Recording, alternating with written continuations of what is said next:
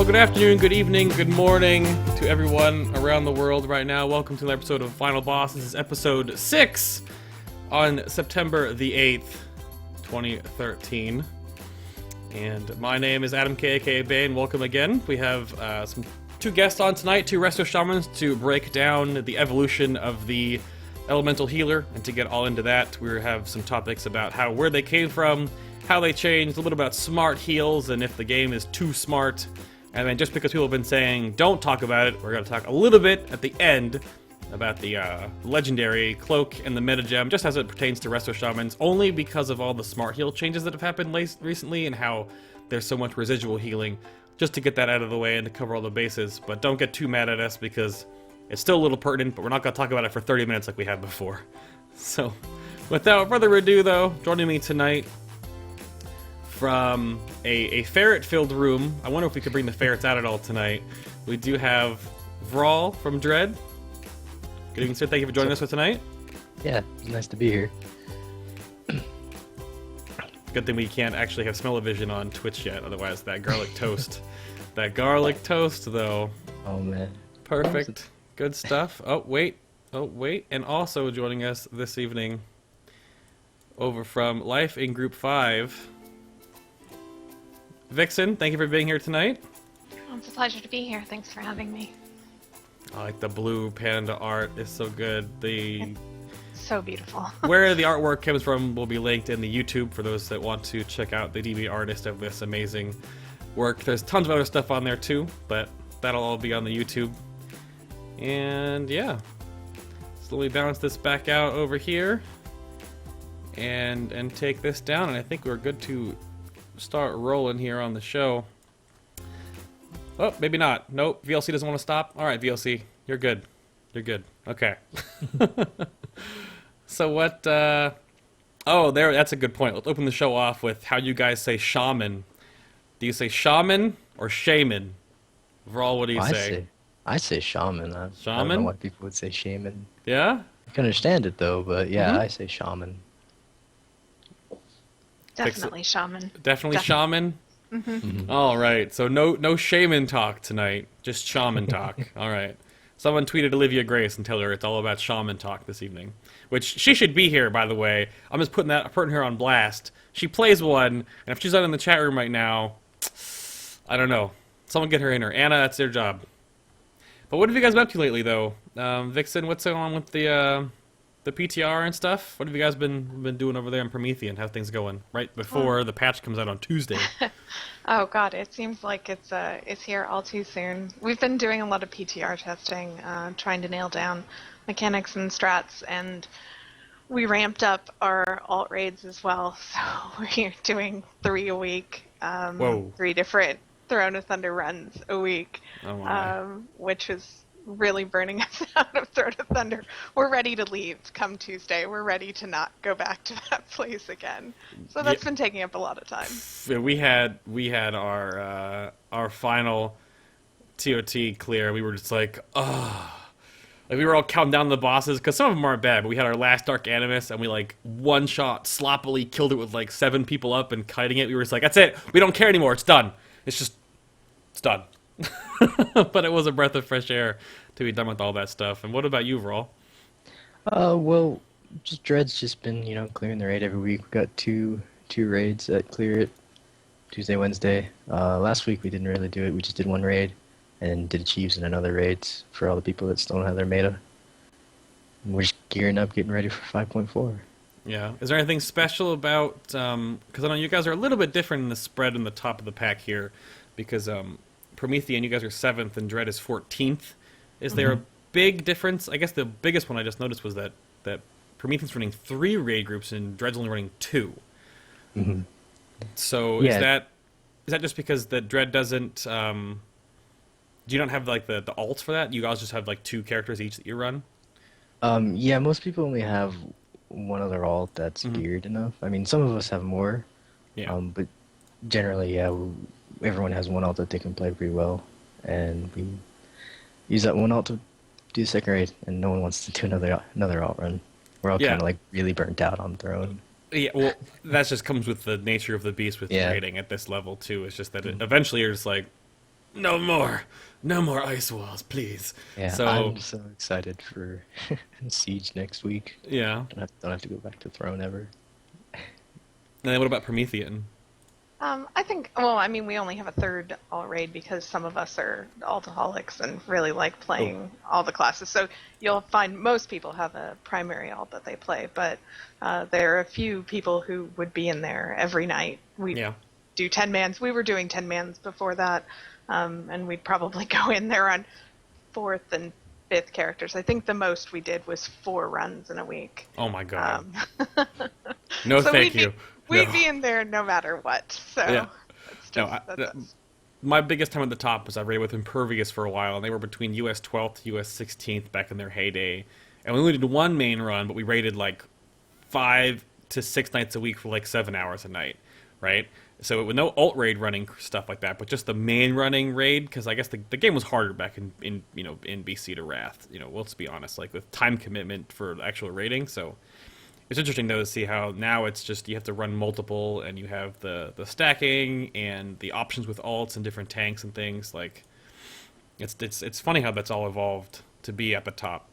But it really has. I mean, the alt raid, I think about. It used to be kind of rare that you had one, and now getting up to like 5 or 6 every week is common if you're in like Blood Legion's position. That's totally expected. You used to have a depth of roster through people, and now you have a depth of roster through alts. Yeah, it's a huge shift, I think. Mm-hmm. It definitely is, but it adds a different level of complexity and control and organization, but it also gives you so many options too on fights. Whereas specifically what we're going to get into later with healing, there's a whole lot of different options with healing that different fights require either different single target or more like grouped up stack stuff. Like Tyrannosaurus Rex, man, it's all about AoE healing. So, which we can, again, we'll get more into that later about how effective that is. But some fights don't have much AoE healing because you're running around crazy. It's a very single target. And having the options to have multiple characters, multiple ults of different healings is definitely really powerful. So then, what about you guys outside the game? Vraull, how about you outside the game? We know we just had garlic toast before the show started, but what else have you been up to before getting ready for this outside the game, or anything crazy in real life? Nothing too crazy, really. I was pretty bored, so I attended bartending classes just recently. Oh? Can go out and do that, since it's a good profession where I live. Career, I guess you'd say. And aside from that, no, it's been relaxing. 10 classes, relax. Maybe go party with some friends. Yeah? Yeah, that's about it. What about you, Vix? Well, I've been looking forward to BlizzCon, mostly. Oh, goodness, yes. Excuse me, yeah. So I've been looking forward to BlizzCon. I also have fiscal year end approaching, which is wonderful because it's timed right when new content is coming out, as it inevitably does. So I've been doing a lot of work trying to prep for that, and just looking forward to my couple days of vacation in November when I'll be at BlizzCon. So that's something to look forward to. Definitely. I've got a little bit of time that I'm going to take off for the Heroic Reset week coming up here. So next week I'm going to be taking off a week. I can kind of have like a little finagling with my job that I can work from home somewhat. But yeah, for BlizzCon, I ain't working from nowhere. I'm taking a week off and I'm going across the world. Yeah, I mean, for me, going from Florida to California is a big trip. So I'm looking forward to it, though. It's going to be a lot of fun. We've got a little bit of a benefit dinner function / community get-together / Final Boss hosted romp that we're planning that you guys just heard about for the first time today. I think we talked about last week, too. But we're trying to get together a whole bunch of people just in one spot so the community can all meet us and we can just hang out with people and talk about the game. It'd be pretty awesome. Yeah, the parties are always a good time, so I'm looking forward to going to those this year. I booked a later flight back on Sunday just so I can stay out Saturday. It will be a lot of fun, yep. So, to get right into the show now, to get a little more rolling here, let's move on. So, Restoration Shamans, I mean, each healer has had a lot of, I guess, tumultuous up and downs throughout the expansions as they go along. Lots of balance changes and changes to buffs and spells and whatnot. But I think because I've played Shaman since Burning Crusade, there's definitely been a whole lot of stuff that Restoration Shamans have gone through. So let's start off with where Restoration Shaman started, like vanilla into BC. Like, what was the point of a Resto Shaman back in the day? And Vixsin, you can go first on that one. Oh, joy.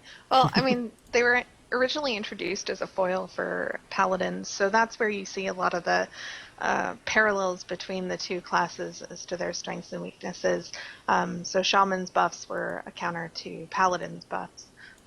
And originally, now I didn't raid in vanilla, so I was still very much a casual and playing a mage at that point, so I don't know too much about how they handled, but my understanding was that primarily shaman were resto in in-game, and they were healers at that point. And then in BC, they were extended to Alliance, and then Horde got Paladins as well. And that's when they started, that's when they introduced Chain Heal, which was previously a set bonus, I think, for Tier 1, was Healing Wave became a Chain Heal with your set. So that was kind of the foundations of Chain Heal, and that became our iconic heal and yoke ever since. Definitely. And it was mentioned they were all resto back in the day, which is not totally true, but for the most part, and they only need to be resto, right? They didn't need to be anything else, because you needed to just drop Winfrey Totem and Frost Shock things, and you won the game. Basically. I actually had to rewatch that the Switcher. The Switcher the episode. Frost Shock, because I was looking it up today, and I thought Frost Shock, and then of course I had to go watch that. Remember those times. Mm-hmm. Well, old school WoW, definitely they didn't really know what the classes were, and hybrids definitely felt like hybrids, but they all kind of had them pigeonholed in some way. So, what else did you have? Anything to add to that, Vraull? Were you playing Resto way back in the day too, or? Nah, I was too young to be playing this back then. Too young to be playing this back then? I think vanilla came out when I was like 12 or 13 or something like that. Hey, my brother was playing back then. Well, my parents were going to pay the subscription fee. Well, fair enough. But yeah, the foil for paladins, they definitely were, but they were just buff bots, really. Like totem system back in the day used to be, you just put them down, they were auras, they spread like 30 yards, and they were really just kind of utility class. They're back in the old build, they definitely were more utility-oriented classes. There were a couple for each side, like paladins were utility and shamans were utility classes. They weren't big on DPS or tanking or healing. They were just kind of there to help. And as the game has evolved, now we all know that they don't feel the same way about classes. Like, they feel every spec should be its own viability, not like, enhancement isn't subpar DPS that buffs people now. It's just straight DPS. So Sorry to interject. I was going to say, I think that's some of the problems that you see in the shaman class kind of do originate with the fact that we were considered the support class for so long. So our buffs, all the things we offer, all those unique totems that we have now, certainly are founded in that original idea that we were going to be there to support our group. And you see that still in like Manatide, that's in Dirt, and Heroism. Yeah. We used to be the only people who offered it. So I think that kind of comes up later. Oh, definitely. And that's the transition to this too, is that when did the break come for shamans to actually become like a main healer? Like, when did it happen? And like what was the growth of it, and basically like the start of them not being this supporty class, but actually like an actual healing class? Who wants that? Well, Vixsin have that. It happened sometime in BC. Yeah. Late BC, Wrath really kind of was the time where they distributed a lot. That was kind of the first big buff distribution, when they decided that the class stacking that we saw in Sunwell and Shaman, Resto Shaman in particular, were the main recipient of that class stacking. Those buffs were distributed to a lot more people to enable you to not have to class stack. And at that point, you also saw some changes introduced in the Resto tree with the introduction of tidal waves, in that they were trying to get us away from casting chain heal nonstop and encourage us to actually cast single target heals and do other things aside from press one button during an encounter. Yeah. So that was kind of the first. Yeah, and what did tidal wave do again? Tidal waves effectively, after you cast Riptide, which was at that point our their top end talent, you could spec into Riptide or not if you chose not to. Once you cast Riptide, you'd get haste or crit for your next single target cast. So that was a big change. It was kind of pushing us into a situation where we could have spot healing or we could have AoE healing through chain heal, because at that point our AoE healing was exclusively chain heal, and that came into play heavily, not so much in the first tier of content in Wrath when you were doing Nox 2.0 whatnot. It came into play in Ulduar, where there were a couple fights where Shaman really started to understand that tidal waves healing, snipe healing, as it was affectionately called by your team, was very, very powerful. And Razor Scale is one of the ones that's a perfect example where you could, as a Shaman, use a tidal waves rotation, Riptide, and lesser healing wave at that point, and really powerfully heal that encounter. Yeah, and if I remember correctly, isn't that when the water shield came to play too, where crit heals snap the water shield off too? That's why you would use lesser wave, because of the crit component? At that point, water shield was not extended to chain heal procs, so the only way to proc resurgence, I think it was at that point, was to use those single target heals. So it introduced an active regen mechanic. Yeah, definitely. Because I know a ton changed during that transition, and I don't know. Is that when you picked up Resto Shaman around that time too, right, Vraull? That's when you said you picked it up? No, that's when I started playing. I picked up Resto Shaman in Kata. I started playing. Okay. I picked up... Shaman was the first class I played, but I was playing Enhancement. The real spec So I didn't start off healing. I started off that, and then eventually I saw someone healing, and I was like, that seems kind of fun. Maybe I'll try it out. And so I just eventually tried out other classes for a while, and I liked Shaman, so I leveled a Shaman. Finished leveling a Shaman all the way up. Yep. That's what I have now. Now, here's the question people might be asking is, what race did you play Shaman first as? Troll. Okay. We'll accept that. I thought Troll Shamans were cool. I still think Troll Shamans are pretty cool. Especially now, the totems look really cool now, too. Oh, yeah. Well, yeah, definitely. And what did you start as, Vixsin? I started as a troll. I thought about going Tauren, because I like I like femtars. But I went troll for the racial, that HP regen racial. Man, that was OP. I mean, because it's fine because being horde and whatnot, being trolls. But yeah, I don't know. I started out because when they came to the alliance, I started out as a Draenei. Now I couldn't go female because their animations looked too dainty, and the armor on them didn't look good because they don't have shoulders. So the shoulder pads were like this big. They were really, really tiny. So I went male Draenei, which is still kind of awful, but I used to look like a bulky, guy. And I usually has Deviant Delights on or, different costumes and stuff like that too. But yeah, it was only one, you can only do that as Alliance, you only go Draenei until they gave, we got dwarves recently, yeah. But for Horde, you guys had Orc, Tauren, and Troll. So, yep. Yeah, but I actually rolled Shaman for the same reason that Vraull did, is back in BC. I knew at that time in BT they were doing really well, and I knew that they were looking good in Sunwell, so I figured, hey, my mage is crap, I'll default to my Shaman. Ever since have been playing it. So to blow open the rest of the first topic here, we were going to talk about and get out, because we put it at like the end of the episode sometimes too, about like tips, tricks, and hidden things about Resto Shamans and the class we're talking about here. But I moved to the front of the head here just to get that out of the way. So, and this can be just current, like right now, information that not every Resto Shaman might not know, but what they should know. So, Vraull, if you want to take it off with anything you want to impart upon the community. The most common thing I see a lot of Resto Shaman miss out on is Unleash Elements before Healing Rain. A lot of Resto Shamans don't do that. That I notice, like in LFRs and everything like that. They like Unleash Elements. They don't have it casted half the time. So Unleash Elements increases it. Since Mist came out, it increases your healing rain by 30%. So basically what you do now is you always cast Unleash Elements before you cast a Healing Rain because it buffs Healing Rain so much since it's our strongest Throughput spell. Definitely. So don't Don't forget to do that. Yeah. Yeah, you'll see when you do that, you see a very big difference in your HPS. Yep. And Vixin, anything else to add?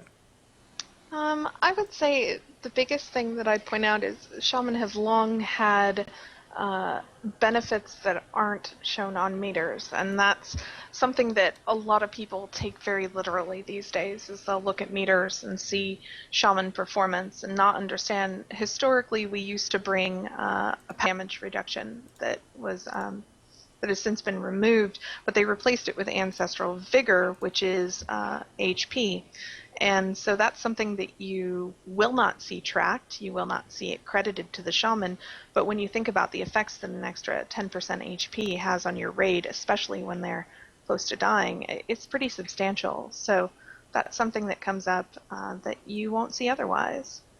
Yeah, no, they had that pass when they were trying to give each healer like a reason to bring them, right? And that was the big one for Shaman, because at the time, was that in Wrath when that happened? Or in the Cataclysm? Which one, AV? The Vigor to the HP buff. Vigor that was was in in DS. Dragon Soul. Okay, yeah, okay. And that was because no one was using Resto Shamans then, right? Like there was no reason to bring them.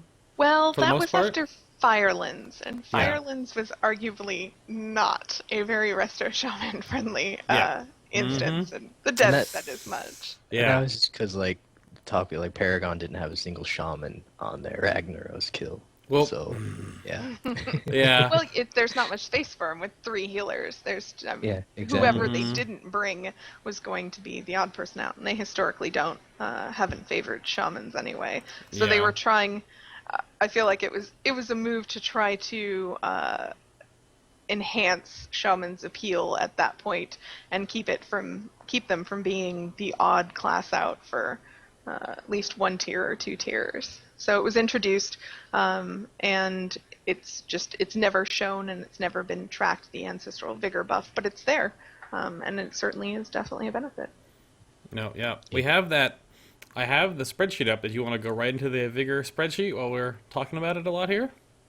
Oh, sure, we can, absolutely. Yeah, so I'll let you preface this and I'll just move it around on the screen. Oh, okay. So I put it together because one of the changes that we'll probably be talking about a little more in detail later in the show is that they've changed the way that Healing Rain works. Whereas it used to heal anyone, players or pets in its radius, now it's a 6-target smart heal. And one of the major changes that has is it affects how many people you have Ancestral Vigor on at a time.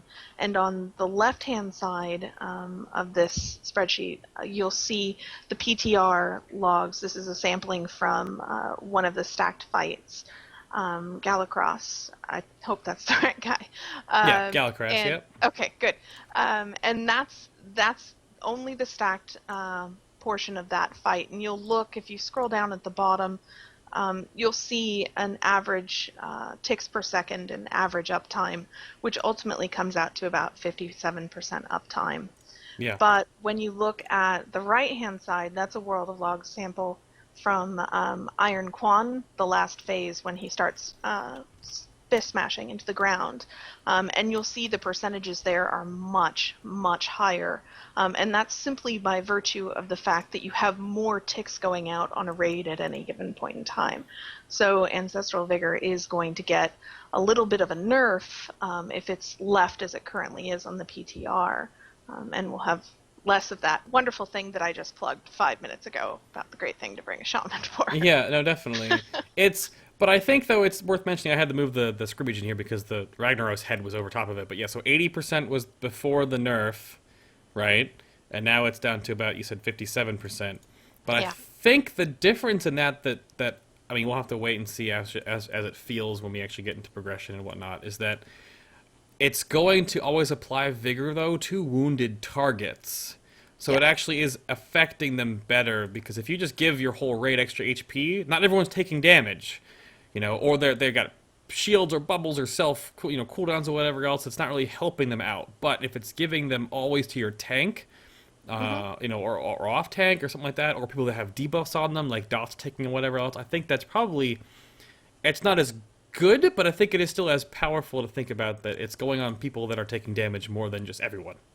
That is true. And So, I think the important thing to note is that before, whereas pets were supplemental to the healing rain calculation, now they're actually included. So there is the downside that you can be applying that buff to a pet who doesn't need it, or an NPC or otherwise. Yep. So there's, and we'll get into later how that calcs out for Ascendants, but there are implications to that change that are much bigger. And I think the big thing to note when it comes to Ancestral Vigor uptime is if you do have it on the raid, true, you have additional HP on people who may not be taking damage, but if you're throwing down Spirit Link, you're benefiting from the additional HP, so you have a lower average raid HP with the changes as well.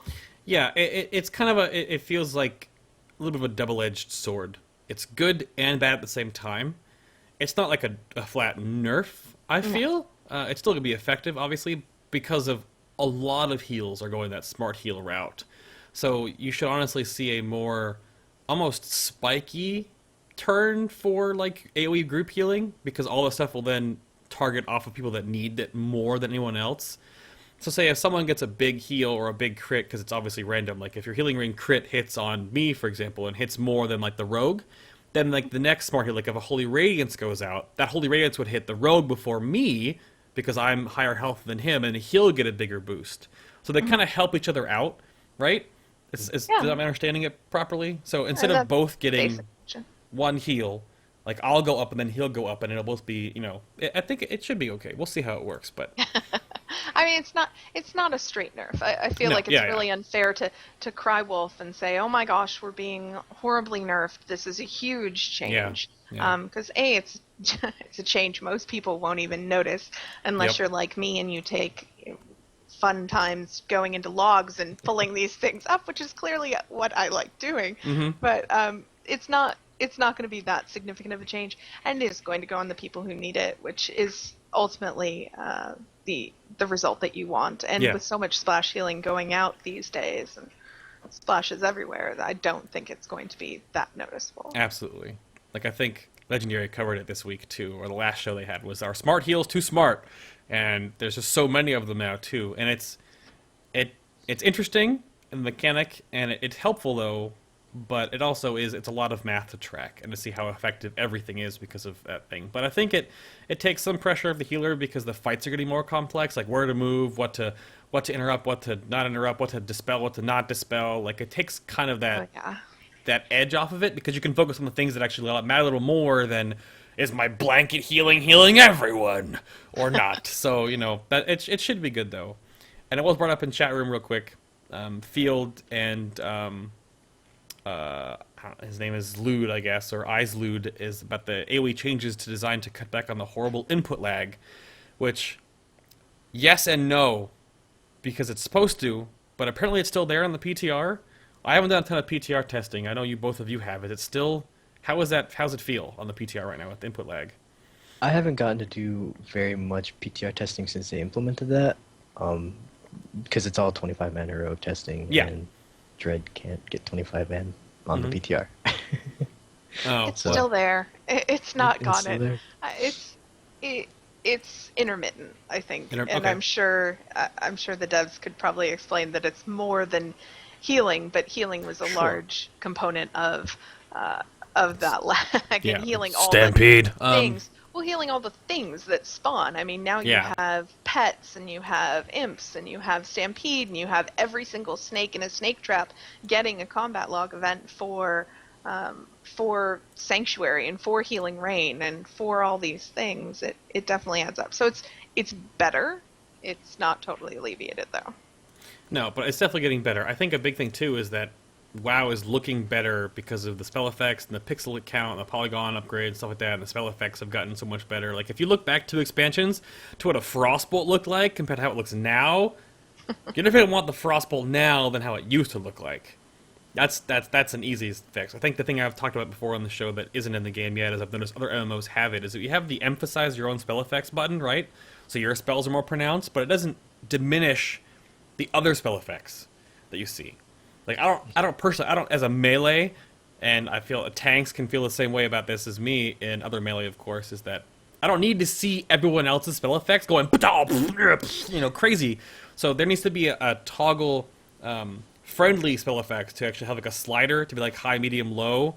And if you toggle all the way down to low, for example, they'll be really simplified spell effects with less pixels and particles like that. And that, I think, is coming. I believe Blizzard has said that's in the works, but we're working with an engine that's like 12 years old right now. So when they talk about these kind of things, you have to take into effect that it's a lot of work still to make this stuff happen. But I think if that happens, that'll be a big benefit, especially for raiders, that you can just turn off everyone else's crazy spell effects, and you have, an increased performance on your system, and all you see is yours that really matter. So we'll see in the future if that comes to fruition. But anything else for the community? Tips, tricks, hints, anything else? Not that I can think of right away. I mean, there's a little trick, legendary meta gem, but I don't know if I want to touch too much on that, because there's a lot of things you do with the legendary meta.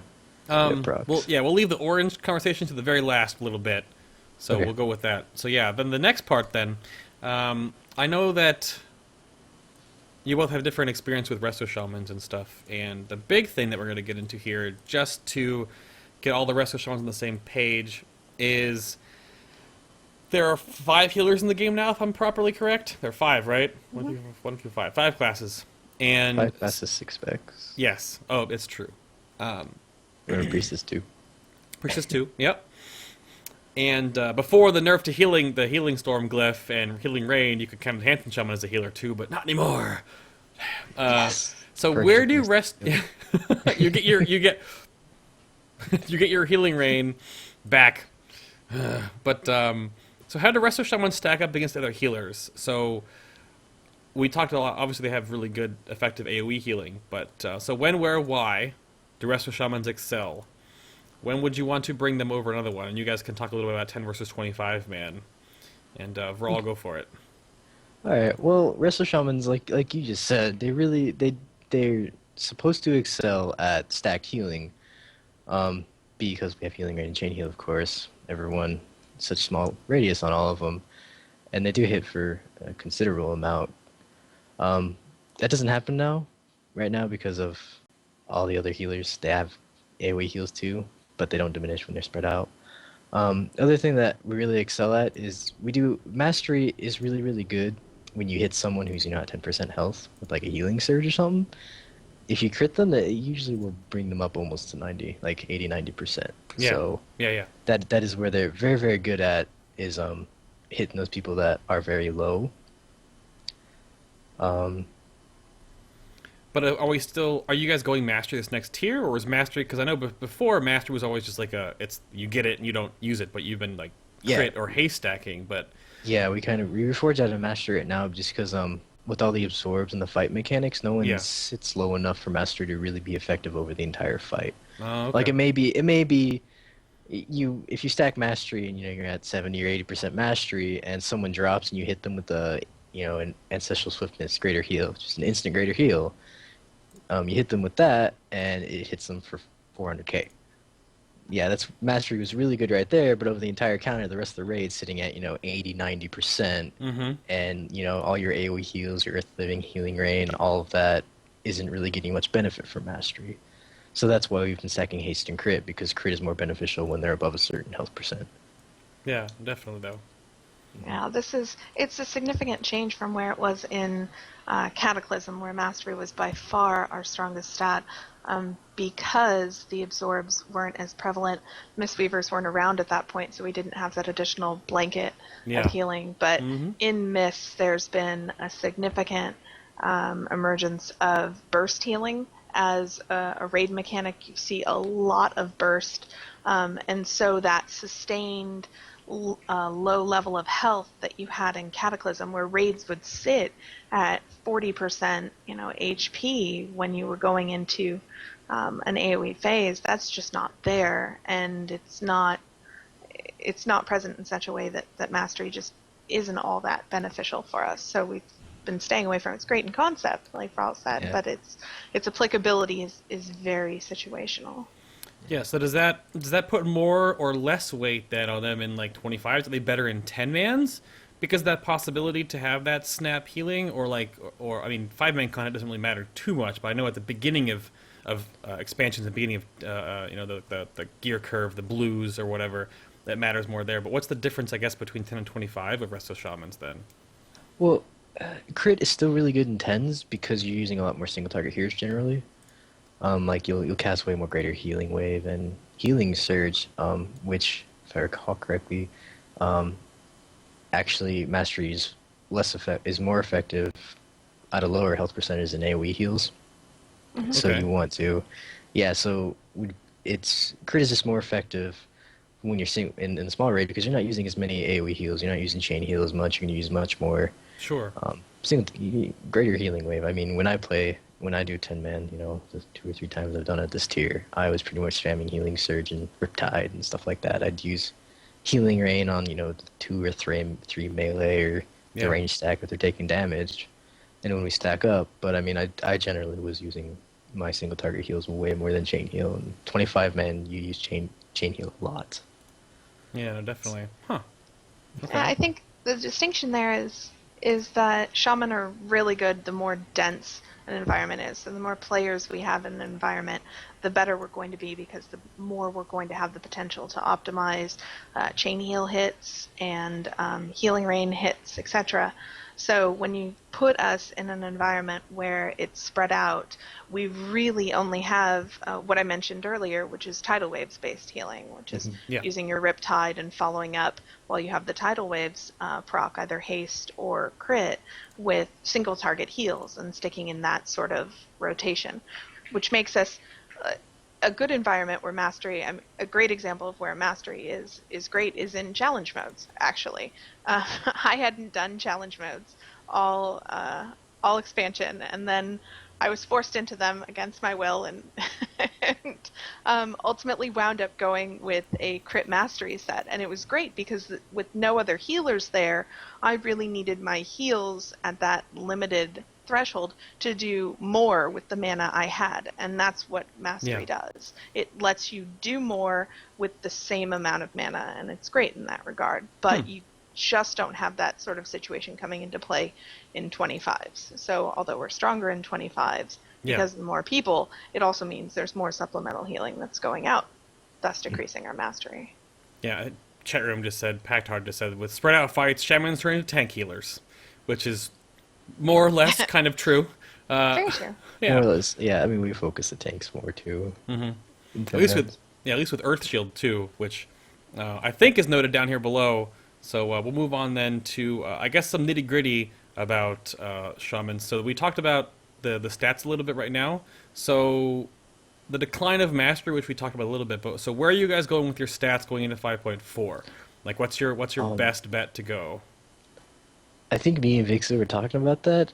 It really depends on what the actual damage patterns are. Crit still may be better. It probably will be better still because it does proc resurgence and everything when we do chain heal and single target heals and everything like that. So we do get mana back from that. If it comes to when we start doing heroic progression and it turns out that people are sitting really low all the time, mastery may be better on some fights. Sure. Vixin's done more testing, I assume. She might be able to answer that a little better. I think, well, partly right now, a lot of the Resto Shaman that you've seen, or if you've been looking at armories of anybody, you'll see a lot of them right now are stacking haste and spirit. And I think that's indicative of more the farm content that we've been doing. So fights have been getting shorter. You want to pump out and spam as many heals as possible. You're going to default to more spirit and more haste. Haste has always been one of those things that we love to have, but only in an environment where we have the mana pool to support it. And in going into Siege, there are a good number of fights that have damage patterns that are constant damage on the raid, where you're just going to get pelted constantly. Go ahead. As I say, like Nourishing, or Thought, Nourishing, Malkarok, What are some other ones? Yeah, I didn't try Paragons. I heard Paragons was kind of crazy. Let's not talk about Paragons of the Galaxy right now. Let's just yeah. please. We had our first big I streamed it. We had our first big sit down for tier 16 where we went over every single fight. So everyone in the raid group, even the list people, are all on the page with what each boss does and how we're gonna tackle each boss and all that good stuff. Which is the first time because we're pushing forward to get a little more higher in the rankings, right? But it's funny to sit down and talk about these fights. And then you hear the reactions of people, and they're following us along on our forums or on the Wowpedia page. And you get to Paragons of the Galaxy, and our GM just goes, and then there's this fight. Because every week it's different. There are 9 bosses. They all have multitudes of mechanics. They all have a buff you get when they die that you can pick up, but one person can pick up that can also interact with the fight well. And then it's like Spirit Kings on crack, because Spirit Kings, at least, they fixed it so it was the same set order because they realized that it was too randomized. I wonder if they'll do it with Paragons, but I think with 9 bosses, though, I like the mechanic that the fight is different every week, because that way, even farm content, you have to look for, it won't be super stale, but it also is a pain in the butt. Every week could just be really bad, because you can have really bad, opening combinations where you have to pick one of the lesser evils to kill, but then you have to pick who's going to be last, because the last one you're killing is going to have 90% more damage on all its abilities. So if you have the hunter last or the rogue last, good luck. Good luck to you all, because double damage on those abilities, just Well, to preface that, in hard mode, the multi-shot ability was one-shotting people. Yep. with no buff. So I don't know that it would just increase the overheal. I'm sure they'll change it. In testing, what was happening was we were seeing different combos be vetted, and that the who starts first was actually being vetted during testing. So I think historically there's not been a good response to those vary by week fights, because Halfus, if you remember, was one of those ones where it would vary by week what things you can unlock. And then Spirit Kings, and they learned really early on with Spirit Kings in progression that it was just you would see the race be dependent upon what order you got. And I remember going in there and we'd just wipe. It would just be, we don't have the right order, wipe. And it would be 5 seconds. We'd have to do wipe recovery, everything else, until we got the right one. And then we could practice it. But it was a pain. Yeah, but what's funny about that, too, is that you could wipe in the encounter and get a different order. Paragons is set at raid reset. When your raid populates when you zone in and kill your first boss, you're locked in with that order for the remainder of that week. That's the big difference, which I wonder if they have, the orders will be kind of different, but not completely sporadic, where, you have, boss 2, 5, and 7 first, but then next week you have, boss 1, 9, and 4. I wonder if they have, a flow, sort of. But if it's completely random every week, it's gonna be a cluster, for lack of a better word. It's going to be fun. That's definitely for sure. I don't know if, based on the testing, because the response to the hard mode testing was no one really pulled any punches about what they thought about the fight. No. So we'll see how that pans out. Yeah, we'll definitely have to see how that pans out. But to move on from that, to pan out into something totally different and incredibly topical for the show here. Here at Final Boss, we are trying to unite different communities and have awesome people behind us and part of the whole Final Boss team, I guess, here. And one of the ones that has been a paragon and everything that we've built up, not a paragon of the Galaxy, however, is going to be howtopriest.com. The crew over here at howtopriest.com has definitely helped us out a whole lot. And this is their forums right here. I don't know why my screen region won't, the banner is clumped up here for some reason, but this is their awesome forums right here. You can go over here if you need to know anything about priests, discipline, holy, or shadow, any race, creed, color, gear, old experience, new experience, whatever. Just go over there, make an account, start making some posts, get answers from amazing players across the community over at howtopriest.com. Super, super, super awesome. We definitely thank them for being a part of the show. In addition to that, of course, another amazing community that is gracious with their cooperation has been Mana Flask, which I know you guys saw a little earlier today.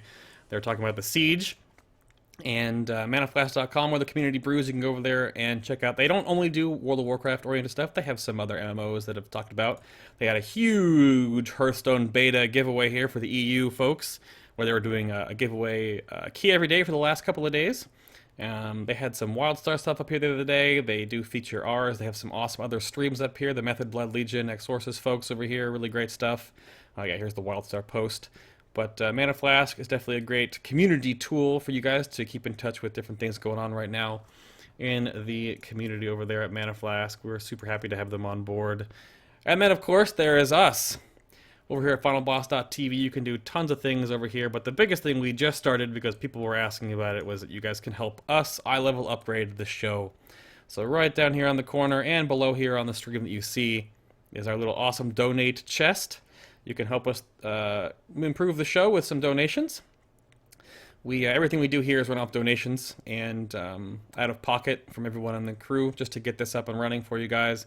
We do have some things in the works. I talked about it a little bit before the show started, that we do have the MP3 stuff on the way. Do not worry, we have figured out a way to do it without having to pay anything, which is a lot of fun, because the other option was a couple $100.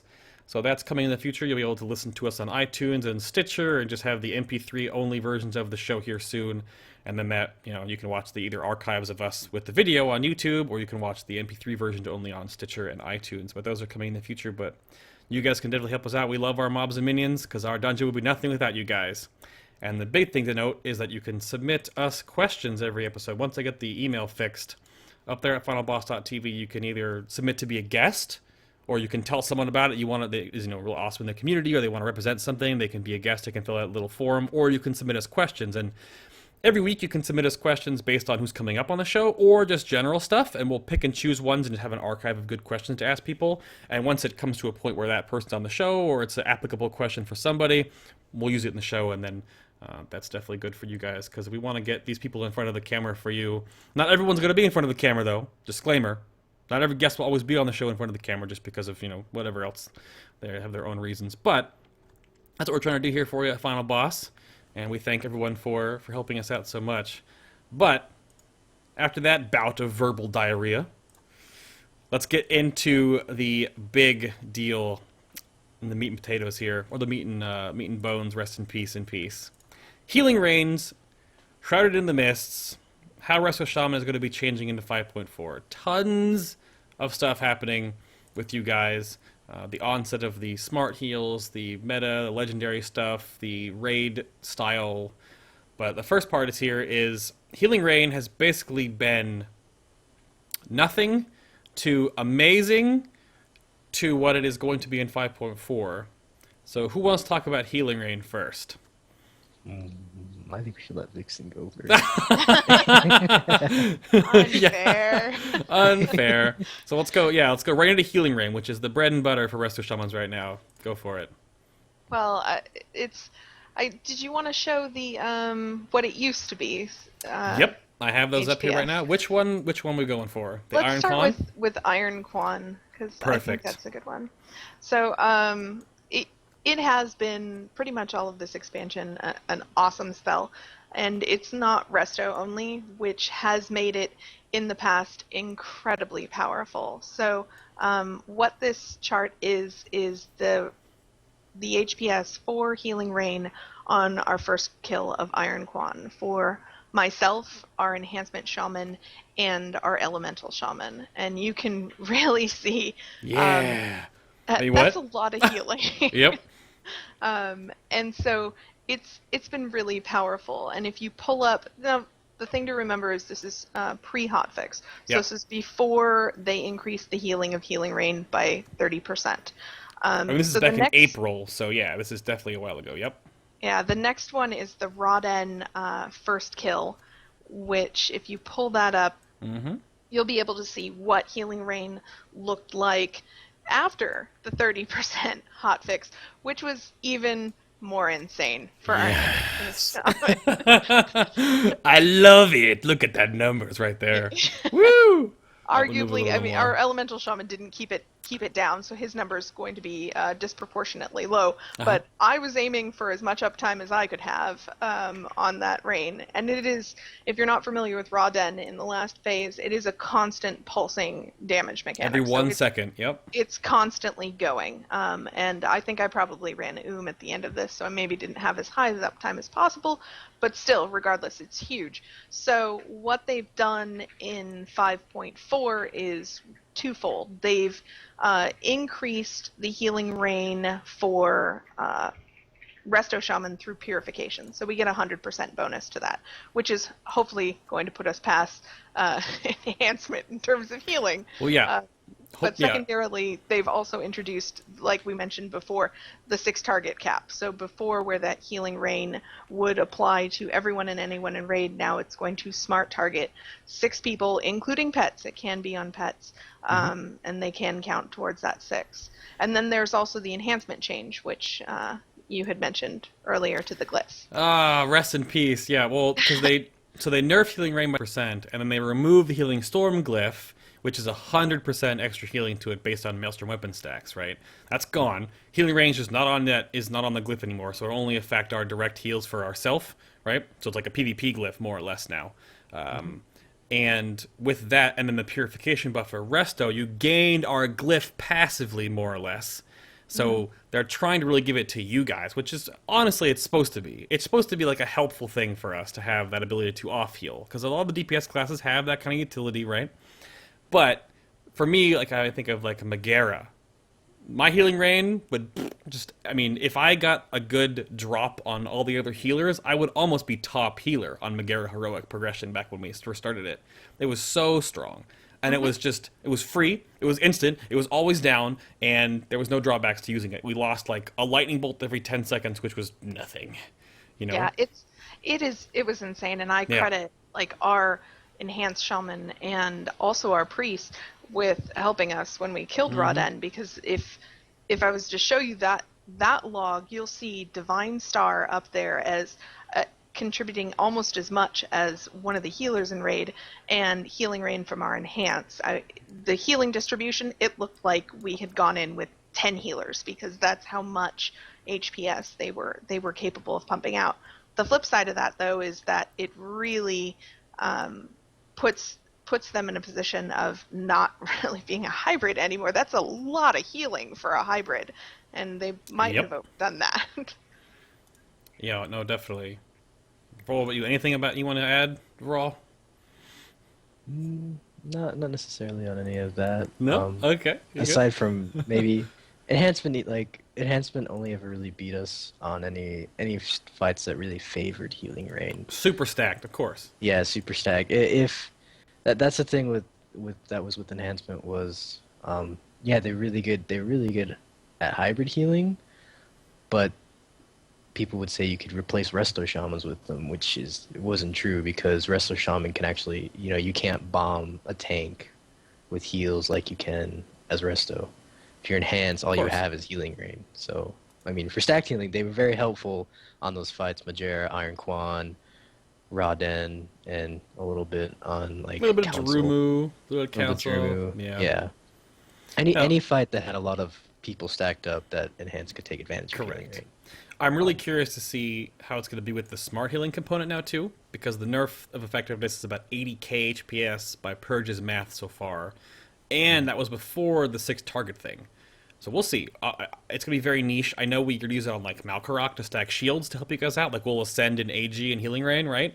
But outside of that fight, I'm just going to tunnel bosses next tier. I think that's fair enough. Yeah.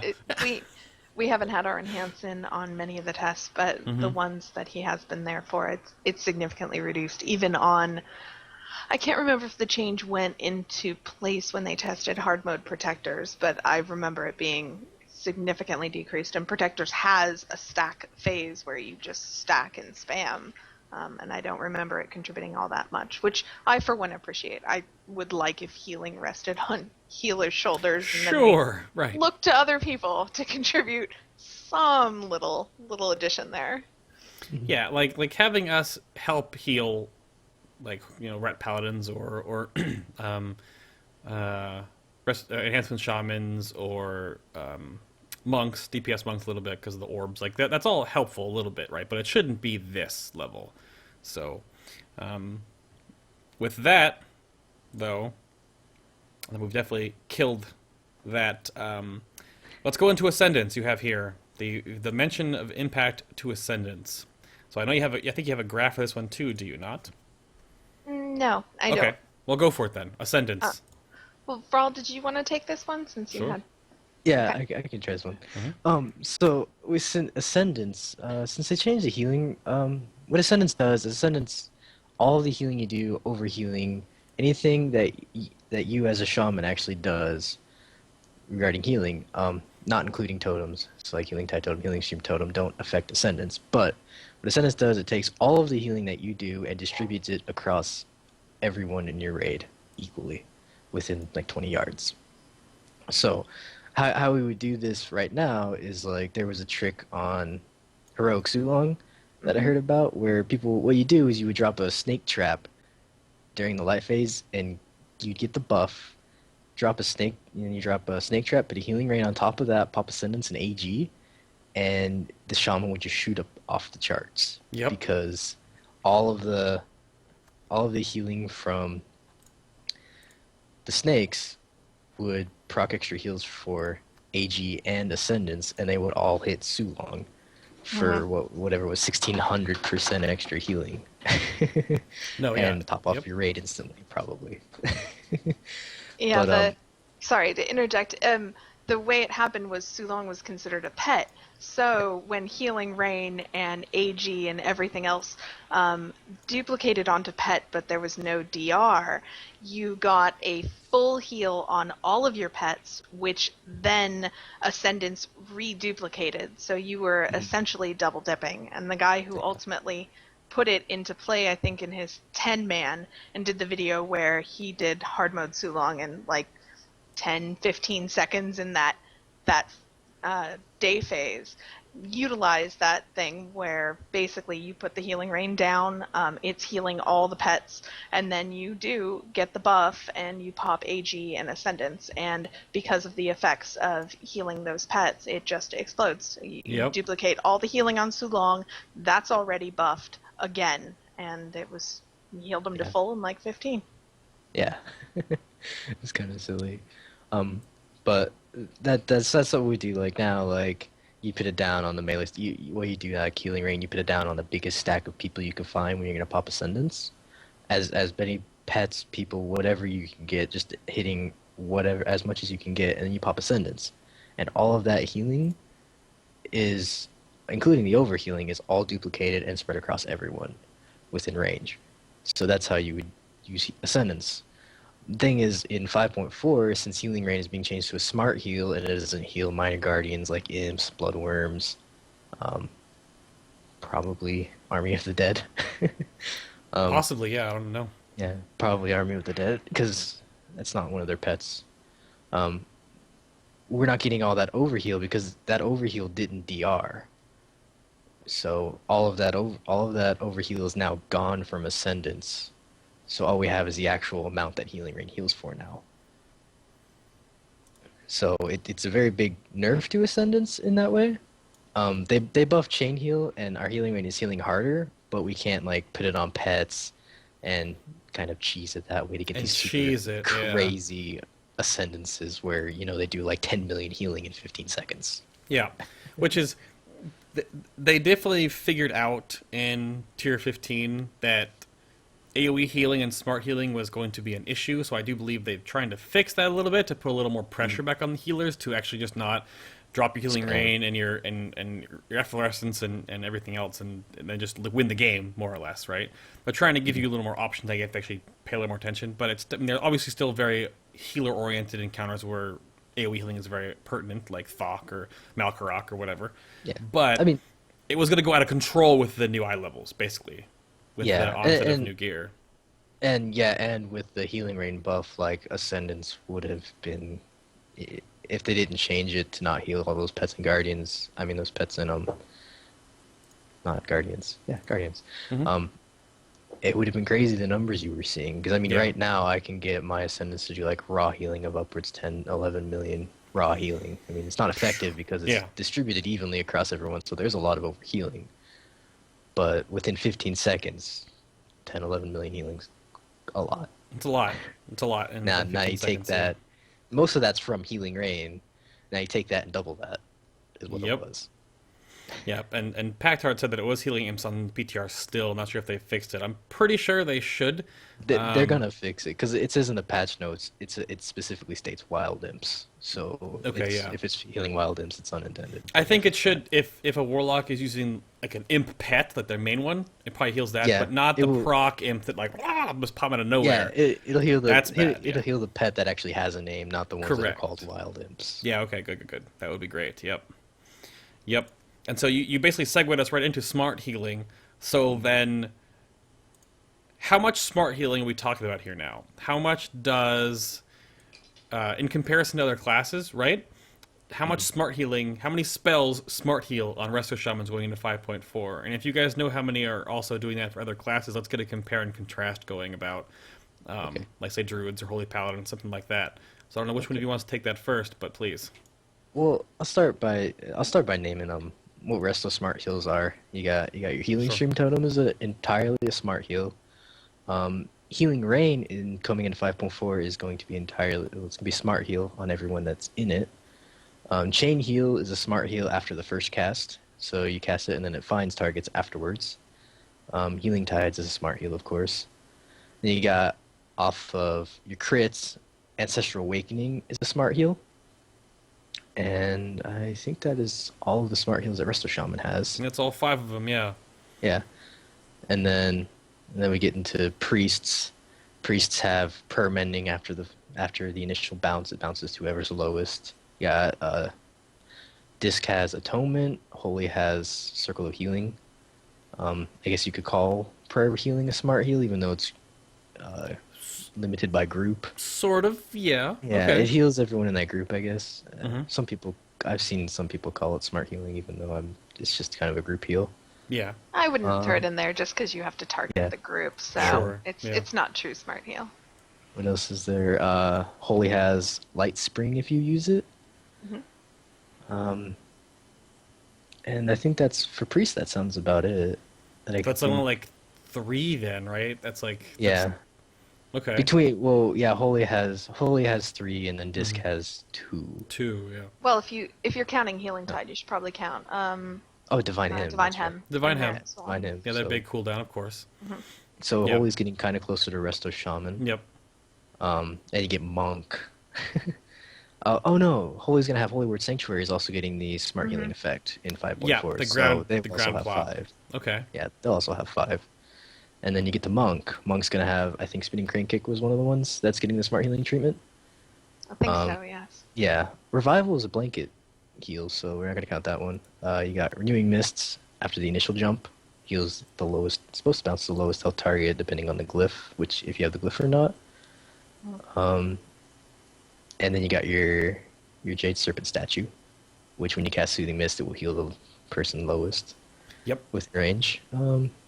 Fist I weaving. think, yeah. Oh, and then Fist Weaving. Yeah, you got Eminence. Eminence from both you and your statue. So that's 4. 4 right there for Mistweavers. Right? Am I missing anything from Mistweavers? I think that think sounds that's about it. Yeah, okay. Druids, we got what, Wild Growth and Efflorescence. And maybe Treants if you want to count that. Along with Tranquility. I don't think arguably many people use the treants on Resto. But, yeah. I don't think I've seen it either, yeah. I don't... But I thought- it would count. I thought I heard that I saw a couple of Resto Druids for trying it out or something. But yeah, they only have Wild Growth and Efflow Tranquility, really. Really, that's about it, yeah. I don't think they have Yeah, anything that's about- else. No, because everything, I mean, they're pretty much Rejuve, Wild Growth, Life Bloom. Yeah. Most Which of the are stuff all like that. targeted, yep. Count Oh, and then your blue. procs. If we're counting AA, then Living Seed on Druids might be Living Seed. valuable as well. in Yeah, that because it does proc when they take damage, right? Correct. It's Yes. Yeah. going to proc when they take damage, so it's not something that you apply or target. In that regard, we should probably include Earth Shield for Yeah, I was Shaman. gonna say we should include her shield as well. That puts you guys at 6 then, so we're just, getting up there, yeah. We Yeah. can up it to one more because with our 4-piece in the Yep. next tier, we'll get Kind of. Spirit Champs, which is another smart heal that we will not control. Oh, They'll man. essentially duplicate any targeted heal that you do, which in most cases will probably be Chain Heal, or if you're in a 10-man, like Healing Surge or Greater Healing Wave. And they will replicate that heal at a smaller spell power amount, and it will be on the target it deems the smartest to apply it to, so you won't even have control of that. So that's 7 then, if we include set bonuses? Also forgot AG. Well, yep, AG, yep. So we've got AG 8 as well. if we're counting set bonuses. I don't know if we have. Do any other healers have? Because I wasn't going to include set bonuses because then you can also include the stupid cloak. Yeah. Which I think just if everyone gets 1, then no one has a 1-up. That's what I'm saying. Yeah. So, but set bonuses though, I think the long and short that we have devolved here is that Resto Shaman probably has the most smart heals because they have the most things that just like happen to heal people, right? Yep, pretty much. Because other ones are situational, because like if you take Treant, that's situational, you don't always have it. But with Healing Tide and Healing Stream, especially with Healing Tide now being baseline, and Healing Rain's baseline, AG is baseline, like these are all things you already have. Healing Rain is baseline, Chain Heal is baseline, Ancestral Awakenings. Awakenings is a proc, yep, baseline. Or So Shield baseline. that's what we're trying to get involved in here, is that you guys have a lot of smart healing. So now how does that hurt and help you guys? I'll let Vixsin take that one. Oh. Sure. I mean, I'm of the opinion that I think it's not a good direction for the healing game, because it really does limit the amount of influence you have as a healer on changing the outcome of any particular fight. And that's why I rolled a healer to begin with, and that's why I've stuck with healing over the years, is I really like being able to impact the outcome. And with smart heals, there's less decision making on my end, which, as Vraull brought up earlier, though, the fights are incredibly more complex than they used to be in vanilla and BC, where, Paragons is an excellent example Oh my gosh. of a fight that's just incredible. You have movement, you have things you have to stand in, things you don't have to stand in, things you have to click, places you have to go. All of this Yep. takes a lot of attention away from watching raid frames, which was also something I think that they wanted to do. They being the devs, didn't want healers tumbling raid frames. But in creating so many smart heals, you're not impacting the outcome of the raid all that much. You're dropping your totem, you hope it's at the right time, and then you're hopefully placing Healing Rain in the right place, and the rest of the time you're running around trying to avoid things. So I don't know, that's my 2 cents. I'm not a big fan of it. I hope that when they go into the next expansion, they really temper back a lot of the smart healing that's out there. Yeah, I agree. I'm not a big fan of all the smart healing. It kind of it's a little boring. When especially, I mean, Healing Stream Totem, you put Healing Stream Totem down, and that's it. You don't have to think about it anymore.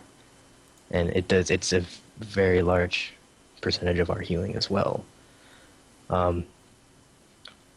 Healing Rain being a smart heal is kind of odd to me, since it's a big circle and it's always been a blanket heal, so it's kind of weird that it's only going to heal 6 people standing in it.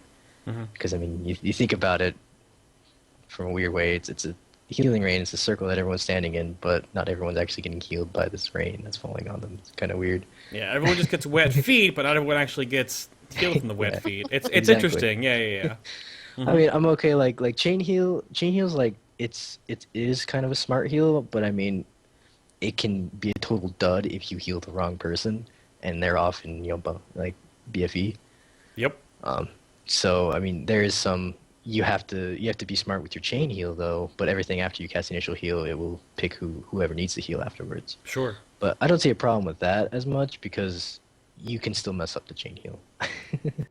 Like it still gives you a lot of control over where the chain heal goes, who it heals. Sure. Whereas pop circle of healing, it heals the 6 lowest targets within 30 yards of that person. Yeah. So you're like, yeah, just go, oh, I'm gonna hit this person, and then generally everyone's within range of that person, heals all the lowest people. Where chain heals like, Well, some people are taking damage in melee, some people are taking damage in range. You gotta shoot chain heal into melee, and it only heals the melee people, and you gotta shoot one into range. So. Yeah, I But, mean, your thing. You have to hit the first person that matters with the chain heal first. yeah, And then yeah, it does the job. yeah. It's important that you hit the right person with chain heal, or Yeah. it fizzles out because there's no one in range of them to bounce to. Mm-hmm. And so that we definitely talked about it, but to make sure everyone's on the same page with this, what was a cooldown and now is a baseline ability with you guys in 5.4? Or all shaman, I guess we should say. What's the baseline going into 5.4 now? What's the controversy behind getting it baseline? Getting Healing Tide baseline? Yep, Healing Tide Totem. Well, they're making it baseline because every Resto Shaman, I mean, 90% of the time you take Healing Tide Totem. I mean, I've missed personally messing around with AG lately when I found out that Healing Tide was going to go baseline. Yeah. Because I was like, oh, I'm going to have another cooldown to use. Let's see if I can find some cool ways to use AG and everything. The thing though, since they're taking it away from a talent, I know in PvP as Enhanced and Ellie, I use Healing Tide Totem because if you get locked down with AG, or conductivity kind of sucks in PvP.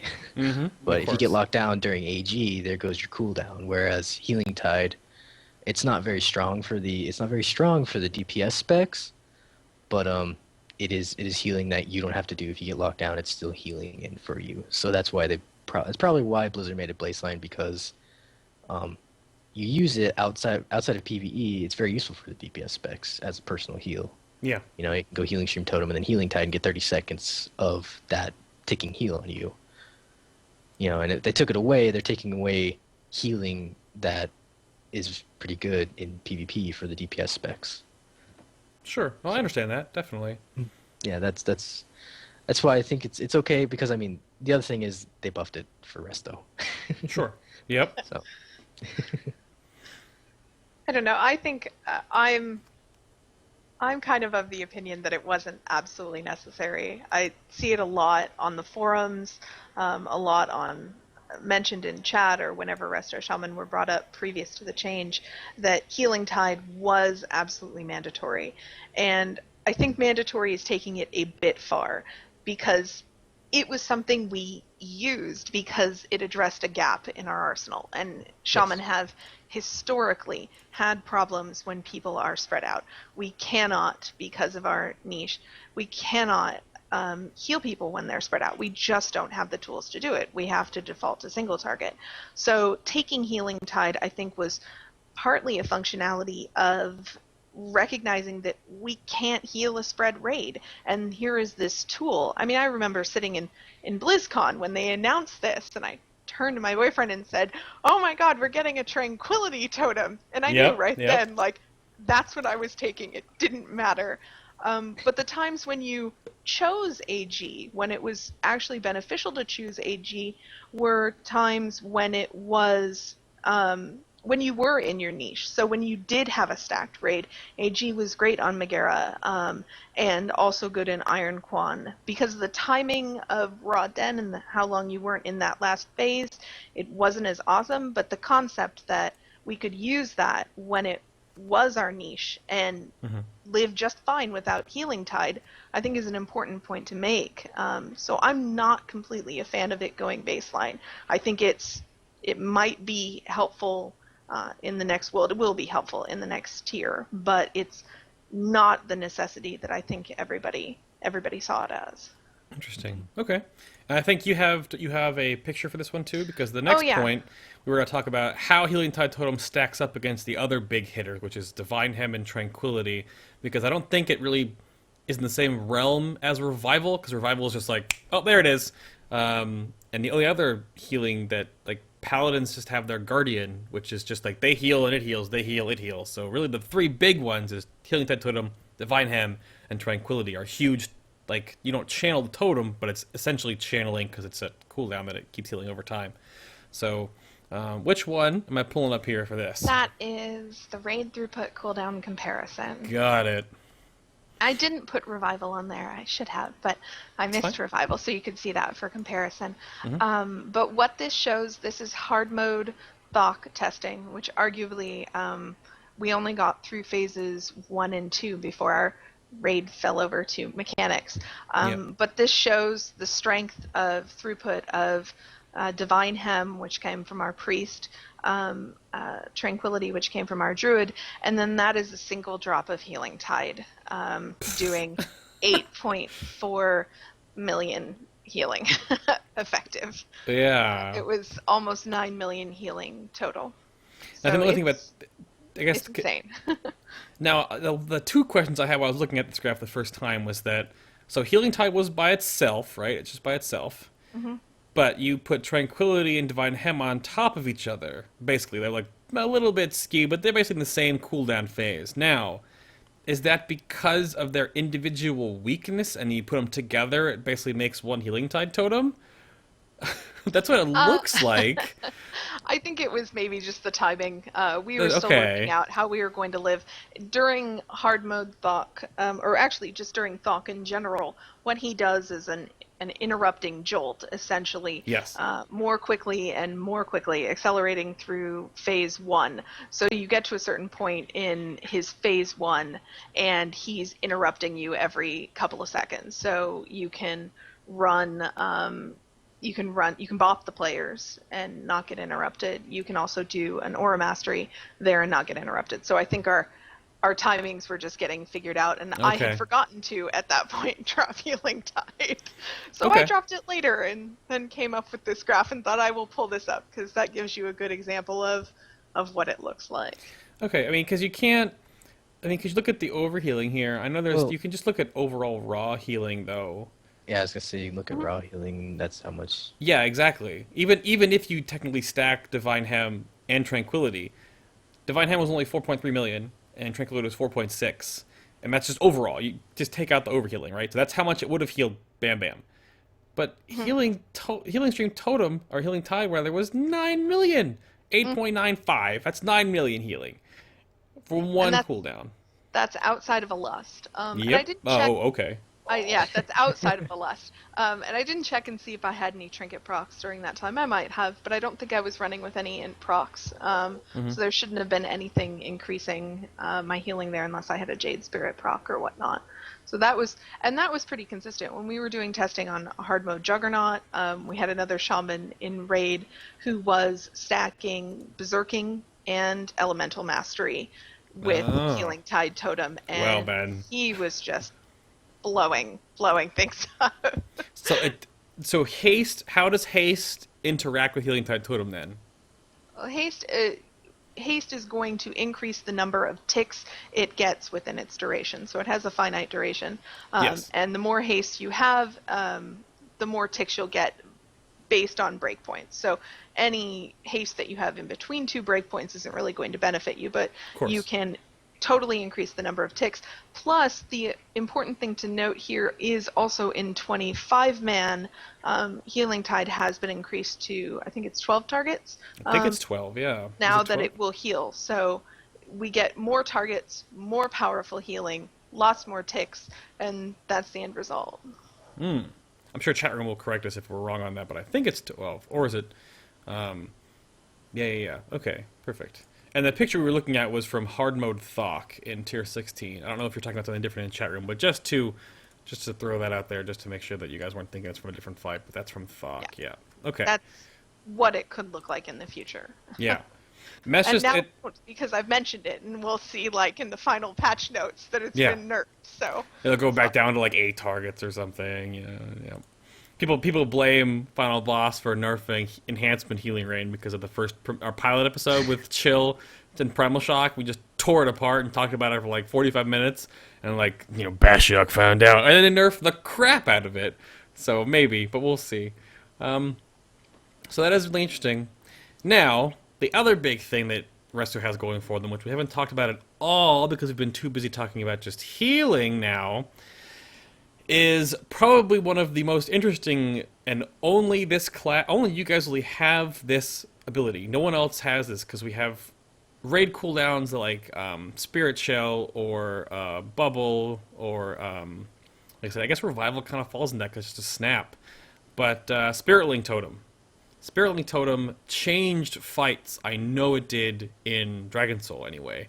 Like, you needed multiple Resto Shamans to really progress on Heroic Spine of Deathwing at first, just because of the damage. And how much was going out there. And that's the only thing you could really have. And I guess just Deathwing the fight in general itself, just because of the damage spikes and the amalgamations blowing up and whatever. So, Spirit Link Totem. We're going to talk about that for a little bit. And who wants to take Spirit Link Totem? I nominate Vraull. Oh, there you go. Vraull, go for it. Oh, man. Mm-hmm. Okay, so Spirit Link Totem. Just so people know what Spirit Link Totem does. Sure. What it does is it's about 12-yard radius. 10-yard radius. What it does is it applies 10% damage reduction buff to anyone within that, and then every second for 6 seconds, it takes the total health of everyone within that area, and then redistributes the health so everyone remains at the same percentage health. So that's how Spirit Link works. Mm-hmm. Okay. Okay. So it's I don't know. Personally, I think Spirit Link is a really, really cool cooldown. It's the health redistribution part is good for like pulsing AoE damage where there's burst on a couple people sometimes, where people are taking more damage than others, or people pop cooldowns. It keeps everyone's health even. What it does is also when you do that, it increases your raid's effective health per HPS, because no one's topped off. Everyone is getting healing, and every second all that healing you take is taken and redistributed across everyone. It's kind of funny we call it the socialist totem. Gives everyone the same exact amount of health, regardless of any cooldowns or anything. Sure. Okay. It can. I've accidentally killed a raid once or twice with Spirit Link. Totally can. That was the flip side of this. It's an incredible defensive tool, but also rather offensive. Yeah, if you use it at the wrong time, you can actually kill your raid. Yep. Or you can, if you use it at the wrong time, there's a lot of tank damage, and you accidentally get the tank in it, and then he gets hit with like a bad one would be use Spirit Link on Raw Den, and a Crackling Stalker hits, and you use it, and then a Fatal Strike goes out on the tank. The tank could die from that if he's in the Spirit Link, because depending on how much the Crackling Stalker hit, it could drop you down to 70-60% health, if not enough people are in the Spirit Link. Yeah. Especially if the Crackling Stalker blows up in your raid. Yikes, I have another excellent example for that. Static Shock on Lei Shen. Oh, please. I was responsible for killing my group. It was fantastic. I thought, I will drop the Spirit Link Totem. It will mitigate the damage. But what it effectively did is, instead of just killing the one person, because Static Shock hit so hard, instead of just killing one person, I lowered everybody in my group down below the threshold of HP that they needed to be at, and completely obliterated my entire group with one drop of Spirit Link. I was so very, very proud. Yeah, I think that's happened at least once or twice before in Crisp, where it's been like an oopsie daisy. I don't think it's been on purpose. But because it redistributes that huge hit, and then you definitely overcharge Static Shock in 25-man Heroic Lei Shen, it's like 4 million damage or something ridiculous like that? 3.8 or something way up there. So that split amongst 4 or 5 people, well, you're all dead. That'll crush you all out. When it comes to Spirit Link, I think the important thing to remember when you use it is that it doesn't distribute incoming damage. And I know this was kind of something that was circulating back in Cataclysm when it was introduced, but it doesn't distribute the incoming damage. You have to take the damage first, and then it will redistribute HP. So if one person is going to take a hit that will kill them and they're standing in Spirit Link, it doesn't matter. They will still die, and you'll still be SOL.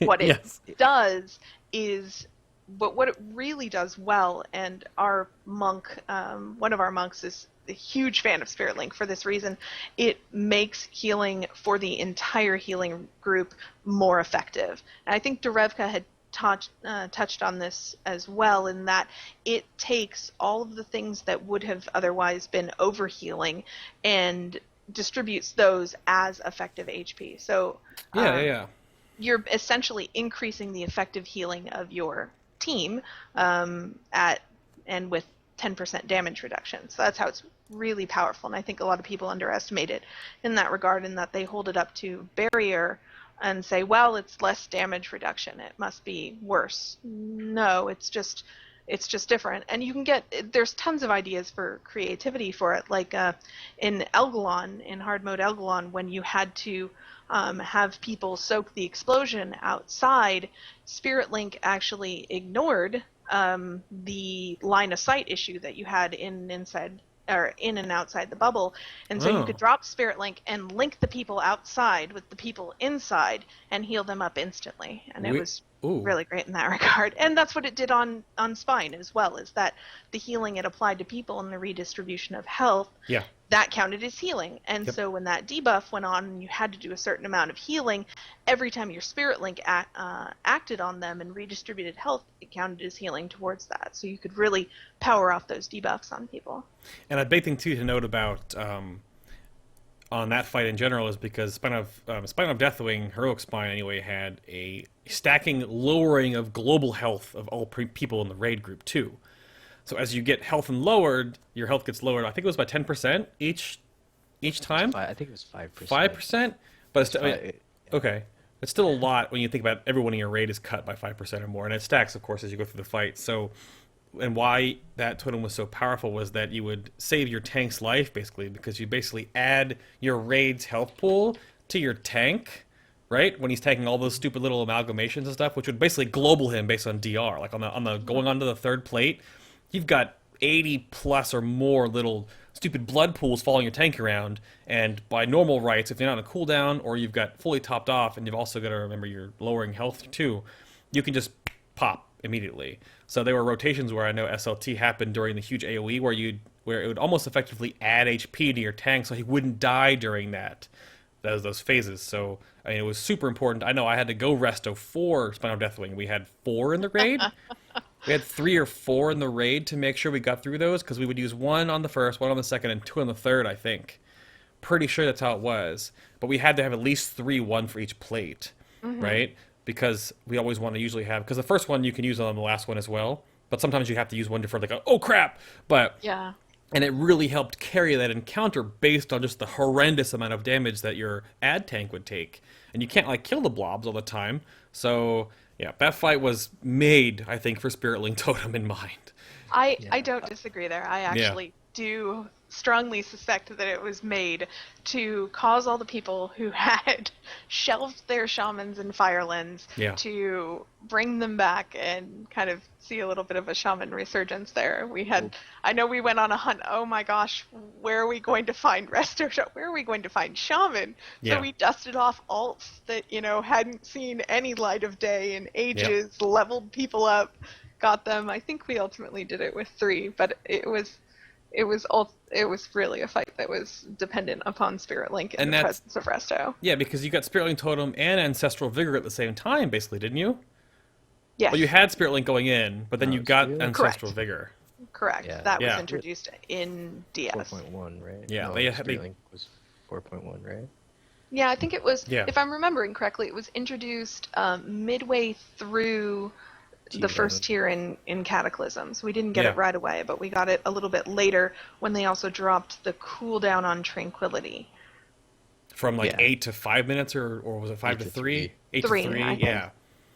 Yeah, because they knew the onset. They had to balance AoE healing. I remember this, because you basically had to, if you wipe, you had to wait for your AoE healing cooldowns because you knew you had to use them and make such long cooldowns because they're powerful, but they kind of realized and retweaked them to be more often, because they would use mechanics almost bent around the raid cooldown rotations, right?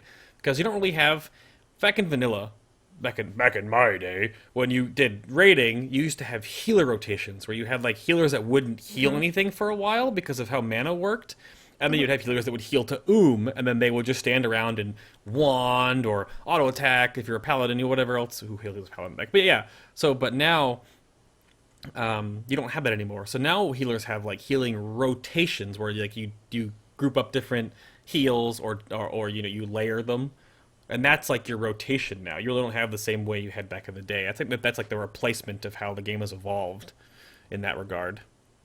Oh, very true. We're long. I always listen to my boyfriend talk about healing back in those days, and you had the out of combat or the out of regen rule. So you had the 5-second rule that you paid attention to make sure that you were getting your out of combat regen, if I'm remembering correctly. Yep. And the idea that people would say in a raid, I am casting a big heal on the tank, don't anybody else touch him, is a Resto Shaman's wet dream, because I would love to be able to say that and progressively let our tank HP drop down to like 100k so I could invoke my mastery and spawn it back up, but that's just not the case these days. Now you're right, it's all about cooldowns, and Resto Shaman in particular is hugely about cooldowns, where we had none before. I mean, I remember when we had what was it, Tidal Force, that made two of your heals crit, and that was our throughput cooldown. The rest of the time it was just spam CH. Didn't matter what you were doing, what was going on. You hit your chain heal button, and I think it's definitely a dynamic the game has slowly pushed into, where people always talk about the homogenization of WoW, scary monster,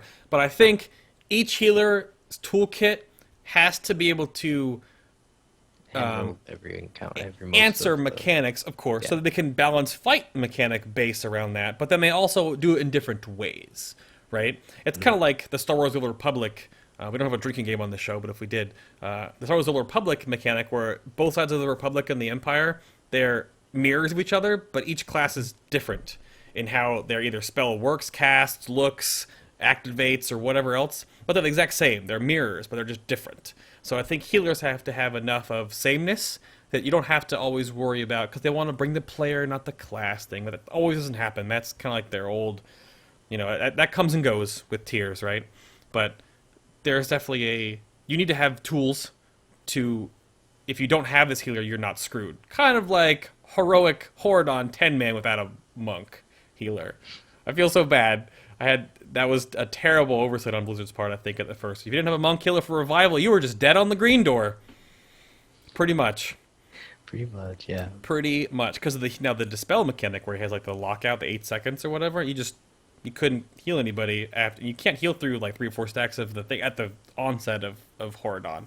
So yeah. Well, you also had to bring enough people that could actually dispel it, like especially on 10-man. Yeah. Because I mean, I think I did a 10-man yesterday where there's one person who could dispel curses.